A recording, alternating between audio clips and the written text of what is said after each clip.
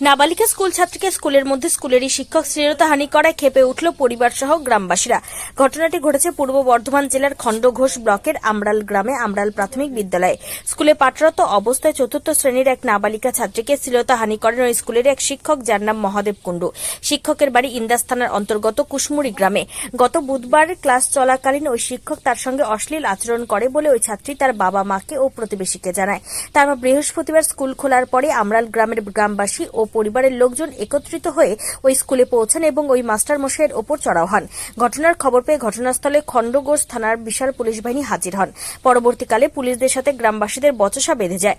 আর তারপরই শুরু হয়ে যায় ধস্তাধস্তি। স্কুলের ভেতর থেকে পুলিশ ওই অভিযুক্ত শিক্ষককে পুলিশ ভ্যানে করে ঘটনাস্থল থেকে উদ্ধার করে নিয়ে যাওয়ার সময় ক্ষুব্ধ জনতা পুলিশের ওপর ইট বৃষ্টি শুরু করে দেওয়ার সাথে সাথেই পুলিশের গাড়ি ভাঙচুর করে। পরিস্থিতি চরম মাত্রায় পৌঁছলে পুলিশ বাধ্য হয়ে লাঠিচার্জ শুরু করে। পরে ওই অভিযুক্ত শিক্ষককে পুলিশ থানায় নিয়ে আসেন জিজ্ঞাসাবাদের জন্য।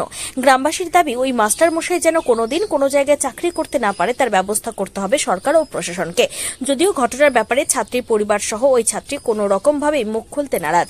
বৃহস্পতিবার গভীর রাত্রে খণ্ডঘোষ থানার পুলিশ মোট 10 জন গ্রামবাসীকে আটক করে, যার মধ্যে 8 জন পুরুষ ও 2 জন মহিলা। পুলিশ সূত্রে জানা গিয়েছে, বৃহস্পতিবার দিন খণ্ডঘোষ থানার পুলিশ আমরাল গ্রামের স্কুলে পৌঁছলে উত্তেজিত গ্রামবাসীরা পুলিশের ওপর ইট বৃষ্টি সহ পুলিশের গাড়ি ভাঙচুর করে। পুলিশের কাজে বাধা এবং পুলিশের গাড়ি ভাঙচুরের জন্যই 10 জনকে আটক করা হয় গভীর রাত্রে। আজ শুক্রবার ওই 10 জন